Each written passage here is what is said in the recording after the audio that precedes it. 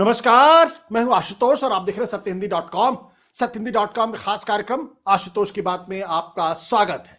आज ज्यादा भूमिका न बांधते हुए आपको सीधे बता दें कि आज हम आपकी मुलाकात कराने वाले हैं मध्य प्रदेश की पूर्व मुख्यमंत्री और राम मंदिर आंदोलन की बहुत ही अगुवा नेता उमा भारती जी।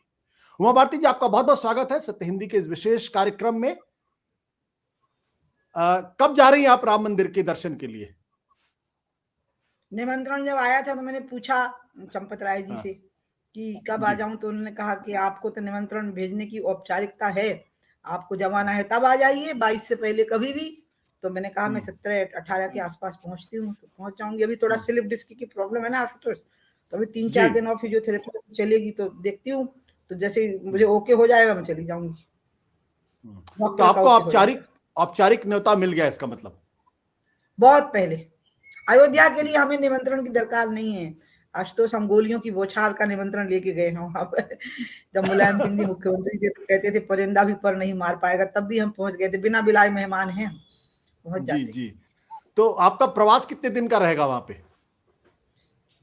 बने रहेंगे। एक आनंद का क्षण है और दो कारण बने आनंद के। एक तो रामलला की प्राण प्रतिष्ठा हो रही है, दूसरा आनंद का कारण यह है कि कितनी शांतिपूर्ण व्यवस्था में हो रही है और सामंजस्य को, समरसता को बिगाड़ने की कोशिश करने वाले विघन संतोषियों की कोई सुन ही नहीं रहा है। क्योंकि हकीकत जो थी वो ये थी कि बाबर से हिंदुस्तान के मुसलमानों का कोई लेना देना नहीं था। दूसरा, वो जो स्ट्रक्चर था उसमें प्रेयर ऑफर नहीं हो रही थी, तो वैसे वो एबंडेंट स्ट्रक्चर हो गया था, तो इसलिए वो स्ट्रक्चर भी उनके लिए धर्म के महत्व की दृष्टि से इंपॉर्टेंट नहीं था। लेकिन जिस तरह का माहौल बना दिया गया था कि वो उनकी आइडेंटिटी का सिंबल है और उसको नुकसान पहुंचा तो उनको इस देश में रहना मुश्किल पड़ेगा, वैसा नहीं हुआ ना। 6 दिसंबर के बाद हुआ। हमारी सरकार एक बार 3-4 बार रिपीट हुए और वहां कोई मुस्लिम तबके को दिक्कत आई हो हमारी राज्यों में, ऐसा नहीं हुआ। केंद्र में सरकार बनी तो उनके खिलाफ हमने कोई फैसले लिए हो, ऐसा नहीं हुआ। तो एक विश्वास अपने आप स्वाभाविक अर्जित हो गया, इस कारण से भी एक शांति रहती है। बाकी मुझे खुशी तो उसी दिन हो गई थी जब ढांचा गिर गया था, तो मैं समझ गई थी कि अब रामलला को तो यहाँ से कोई नहीं हटा पाएगा। उमा जी, जब आज तो राम मंदिर 22 तारीख को उसका बाकायदा उद्घाटन होगा, वहां पे रामलला की प्राण प्रतिष्ठा की जाएगी, लेकिन जब आंदोलन शुरू हुआ था और जब आप उसकी सबसे अगुवा नेताओं में से एक थी, तब आपको उम्मीद थी कि राम मंदिर बन पाएगा? जब आपको मैं आश्चर्य की बात बताऊंगी कि जब अडवाणी जी ने रथ यात्रा निकाली और उनने पूरे रथ यात्रा के दरमियान अपनी सभाओं में एक प्रस्ताव रखा कि जर्मनी जैसे देशों में एक टेक्नोलॉजी आ गई है कि पूरा का पूरा स्ट्रक्चर नीचे से दूसरी जगह शिफ्ट हो सकता है, तो आपस में एक सहमति का वातावरण बन जाए। और राम जन्मभूमि न्यास और वक्फ बोर्ड के अंसारी साहब और रामचंद्र दास परमहंस जी का जो चल रहा था, जो मतलब उस डिस्प्यूट का कोर्ट में लीगली उनकी एक्सेप्टेंस थी उसको आर्गू करने की, तो उस समय पे ये बात आ रही थी। तब मुझे लगता था कि अडवाणी जी की बात की सुनवाई होगी नहीं, क्योंकि हमारे साथ मीडिया था नहीं, मीडिया था ही नहीं। टेलीविजन में सरकारी दूरदर्शन था, वो पूरी तरह से सरकार के नियंत्रण में था। उस दूरदर्शन में पूरे वामपंथी थे, सबके सब। प्रिंट मीडिया की संख्या भी कम थी, उसमें भी जो बैठे हुए थे वो सब वामपंथी थे, तो हमारे खिलाफ थे, जब खाली जनता हमारे साथ थी। तो इसके कारण ऐसा माहौल ही नहीं बन पा रहा था कि आपस की सहमति हो पावे। तब मुझे ये नहीं समझ में आता था कि क्या होगा। जो दादा बात कह रहे हैं वो तो हो ही नहीं, पर उल्टा उनको रोक दिया गया, उनका रथ बिहार में रोक दिया गया। तो मुझे लगने लगा था कि एक वातावरण बिगाड़ने की कुचेष्टा है और ये चलती ही रहेगी। और इसलिए ये जो मास्क रहे, जिसको ये मास्क कह रहे हैं, एक्चुअली मुसलमानों की आइडेंटिटी का सिंबल बना दिया है अंत में जहरीले लोगों ने उनके मन में, जबकि ना उन्हें बाबर से कोई लेना देना, ना उन्हें उस ढांचे से कोई लेना देना, क्योंकि मक्का मदीना तो था नहीं, तो धार्मिक दृष्टि से वो महत्व का स्थान नहीं था। बाबर उनके कोई पीर पैगंबर नहीं थे, ऐसा कुछ था ही नहीं उनके लिए। वो एक इन्वेडर उनके लिए भी थे, इतिहास की किताब में वो भी यही पढ़ रहे थे, ही वाज एन इन्वेडर। तो इस सब से मुझे लग रहा था कि ऐसा कब होगा। अब मुझे नहीं मालूम था कि ऐसा कुछ होने वाला है कि ढांचा गिर जाएगा। तो ढांचा गिर गया, मेरी आंखों के सामने गिरा, मैं वहां थी और मैं तो मुख्य अपराधी मानी गई उसमें। जो 6 लोग अपराधी बनाए गए जिनको जेल में रखा गया, उनमें मुख्य तो मुझे इसलिए माना क्योंकि जिस समय में बोलने को खड़ी हुई तभी कार सेवक ढांचे पे चढ़े, तो उन्होंने कहा कि कोई इशारा किया होगा। अब आधा किलोमीटर की दूरी से क्या इशारा दिखेगा ढांचे पे चढ़े हुए लोग जो हमारी तरफ पीट करके चढ़ रहे हैं। तो जो अब मैं तो तैयार थी, फांसी चढ़ा दो, जेल भेज दो, मंत्री पद, मुख्यमंत्री पद कोई मायने नहीं रखता है। तो इसलिए ढांचा जब गिर गया, और रामलला जब वहां हम प्रणाम करने गए शाम को 5:30 बजे अम्मा जी को लेकर, राजमाता सिंधिया जी का हाथ पकड़ के, तब मुझे लगा था अब देरी होगी, अब देरी होगी समाधान होने में, क्योंकि एक जो विवादास्पद स्ट्रक्चर था वो रिमूव हो गया। अब रामलला यहाँ बैठे, अब मंदिर बनाने को लेके जो वातावरण बनेगा वो मुश्किल होगा, और कोर्ट में बहुत लंबी हीयरिंग चलेगी। लेकिन कोर्ट की हीयरिंग ठीक से हो गई, मोदी जी प्रधानमंत्री बन गए, और मोदी वही व्यक्ति हैं जिनने सोमनाथ से रथ यात्रा का प्रारंभ जब हुआ था तो वो वहां के संगठन मंत्री थे गुजरात के। और प्रमोद महाजन जी, कई चैनल वाले कह रहे हैं ना कि नहीं, अडवाणी जी की रथ यात्रा के सारथी प्रमोद महाजन जी थे, लेकिन अडवाणी जी की रथ यात्रा के आर्किटेक्ट नरेंद्र मोदी जी थे, जिन्होंने पूरी योजना बनाई थी और सोमनाथ से उसका प्रारंभ करवाया था। तो जिनने प्रारंभ करवाया वही आज बैठेंगे अब उसमें प्राण प्रतिष्ठा में रामलला की। मैं इसको रामलला की प्राण प्रतिष्ठा मान ही नहीं रही हूँ। राम कभी प्राणहीन नहीं है, क्योंकि निरंतर उनके नाम का जप करते हैं जीवन से लेकर मरण तक। ये राष्ट्रीय सम्मान की प्राण प्रतिष्ठा है। तो ढांचा क्यों गिराया गया था, आप मुझे बताओ। ढांचा बनाया, मंदिर क्यों गिराया गया था? अगर मीर बकी को नमाज पढ़नी थी या उसकी सेना को, तो क्या वो अगल बगल में नहीं बना सकते थे? तो अयोध्या तो बहुत छोटी गांव थी ना उस समय पे, 500 साल पहले, तो कहीं बना सकते थे। नहीं, उसी जगह को क्यों तोड़ा? क्योंकि वो हमें हमारी औकात बताना चाहते थे, हमारी बेइज्जती करना चाहते थे, हमारे आत्मसम्मान को ठेस पहुंचाना चाहते थे। इसलिए जो यहाँ प्राण प्रतिष्ठा होनी है, राम तो हमारे प्राण ही हैं, यहाँ हमारे आत्मसम्मान की प्राण प्रतिष्ठा होनी है। बिल्कुल। बट उमा भारती जी, 30 साल लगे सुप्रीम कोर्ट का फैसला आने में, लगभग 30 साल आप जोड़ सकती हैं उसको, 30 साल आए। तो क्या ये 30 साल का वक्त लंबा था, बहुत लंबा था? पहले फैसला आना चाहिए था। लड़ाई तो 500 साल की है, 30 साल की नहीं। और जो लीगल बैटल है वो 49 से चल रहा है, जब रामलला वहां प्रकट हुए थे। और रामचंद्र दास परमहंस जी और अंसारी जी जो अभी वर्तमान में हैं, ये तो गलबैया करते एक दूसरे के गले में हाथ डाल के कोर्ट में एक साथ जाते थे सुनवाई के समय पर। इसलिए लड़ाई हम नहीं कहेंगे कि ये 6 दिसंबर से शुरू हुई है, ना ना ना, ये लड़ाई तो 500 साल से शुरू हुई है, क्योंकि बीच में ही इतिहास में उसके प्रमाण मिलते हैं। अकबर ने भी सॉर्ट आउट करने की कोशिश की थी, तो औरंगजेब के टाइम पे फिर वो बंद हो गया था। जो अकबर ने थोड़ा कहा था कि चलो बाहर बैठ करके भजन कीर्तन करने का अधिकार दे दो, फिर वाजिद अली शाह के समय पे फिर एक सॉर्ट आउट करने की कोशिश हुई थी, तो अंग्रेजों ने फिर उस कोशिश को बिगाड़ दिया था। इसलिए ये संघर्ष पूरे 500 साल का है, ये 30 साल का नहीं। और इसलिए अपने आप में किसी अभियान का इतना लंबा चलना और इतनी शांतिपूर्ण सफलता की ओर उसका समापन होना, वो अपने आप में एक अद्भुत और चमत्कारी बात है। कि क्या बाबरी मस्जिद का ढहाया जाना उचित था?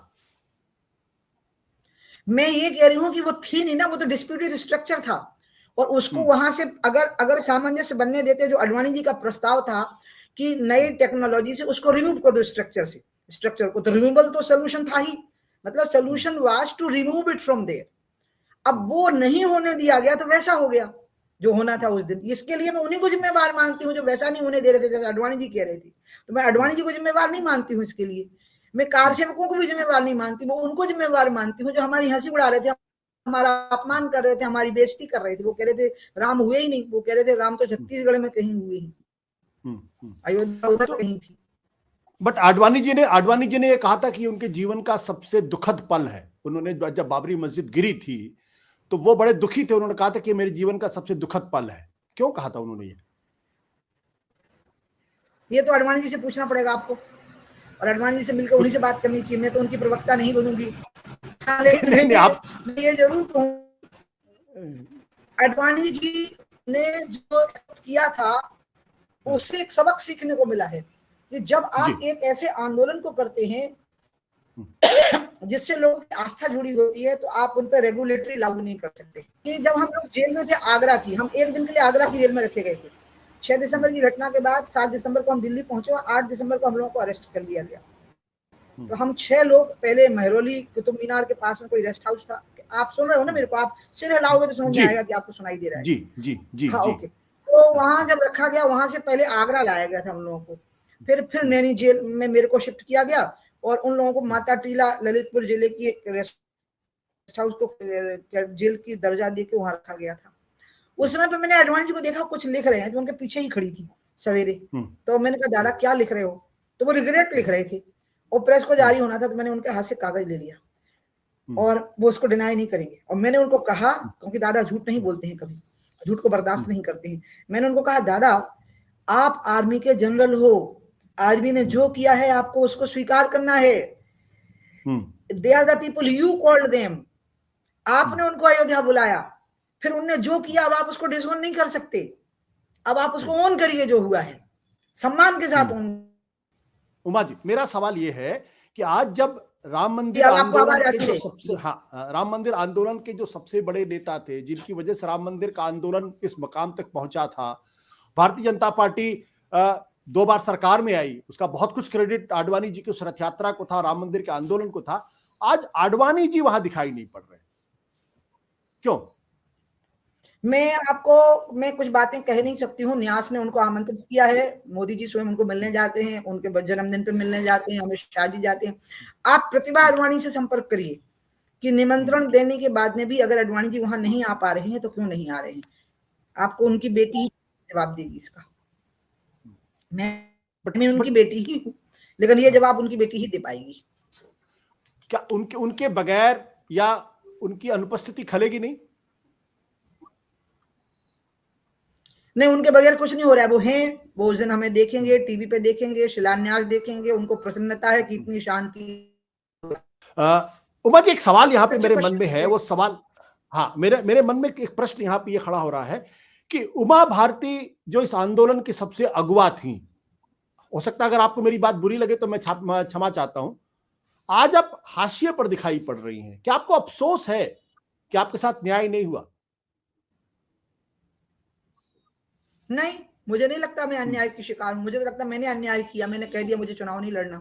मुझे तो उल्टा लगता है। आपको पता, मुझे हमेशा लगता है कि मैंने भगवान के साथ अन्याय किया, क्योंकि मैं संन्यास ले ली, लेकिन भजन पूजन में जितना समय लगाना चाहिए मैं बिल्कुल नहीं लगाती हूँ। अगर भगवान को शिकायत होगी दुनिया में किसी से तो मेरे से जरूर हो जानी है। भाजपा ने मुझे हमेशा महत्व दिया और मैंने कहा ये छोड़ा मुख्यमंत्री का पद, ये छोड़ा, अब नहीं लड़ना मुझे चुनाव। तो इसलिए ये तो मैं हूँ जो अन्याय करती हूँ और मेरी पार्टी मुझे बर्दाश्त करती है। मुझे तो ऐसा लगता है। क्या आपको लगता है कि जो ये राम मंदिर का आंदोलन था उसकी वजह से जो हिंदुस्तान का जो मुस्लिम समाज था उसके अंदर थोड़ा सा असुरक्षा का भाव आया है? ना, पहले आया था, वो पैदा किया गया था, ये तय कर रखा था कि उनको डरा के रखना है। आजादी के बाद क्या हुआ कि जब ये तय हुआ कि भारत एक सेकुलर राष्ट्र रहेगा, यानी सर्वधर्म समभाव वाला, वो हिंदू जाता था, तो देश के सेकुलर ऐसा लगा कि इनका वोट तो जातियों जातिगत आधारों को तय कर लिया करेंगे, उनके वोट ले लिया करेंगे। तो उनने ऐसा माहौल बना दिया। अन्यथा आप मुझे बताइए, उस ढांचे के साथ में उनकी कोई आइडेंटिटी ही नहीं है, क्योंकि ना तो वो उनके लिए मक्का मदीना है, ना दरगाह शरीफ है, ना उनके पैगंबर हैं। तो इसलिए जबरदस्ती उनके पास। अब ना एक मुस्लिम महिला हैदराबाद से पैदल चली आ रही है, अंसारी साहब कह रहे हैं अयोध्या में, जो एक पक्षकार रहे हैं वक्फ बोर्ड के, वो कह रहे हैं कि घर घर दिए जलाइए उस दिन। अब इस शांतिपूर्ण माहौल को आशुतोष आप भी बनाओ, आपको बनाना चाहिए इस माहौल को, पता है आपके चैनल को भी बनाना चाहिए। उमा जी, बहुत बहुत शुक्रिया आपका हमसे बातचीत करने के लिए। मैं समझ सकता हूं क्योंकि आपकी तबीयत उतनी ठीक नहीं, इसलिए ज्यादा वक्त देना मेरे लिए मुनासिब नहीं होगा। बहुत बहुत शुक्रिया, धन्यवाद। मेरी तबीयत बिल्कुल खराब नहीं आज दोस्त, मुझे खाली स्लिप डिस्क हुई है। मुझे इतना अच्छा लगा तुमसे मिलकर, तुम मुझे हमेशा बहुत अच्छे लगे हो, मैं तुम्हारा बहुत सम्मान करती हूँ आशुतोष।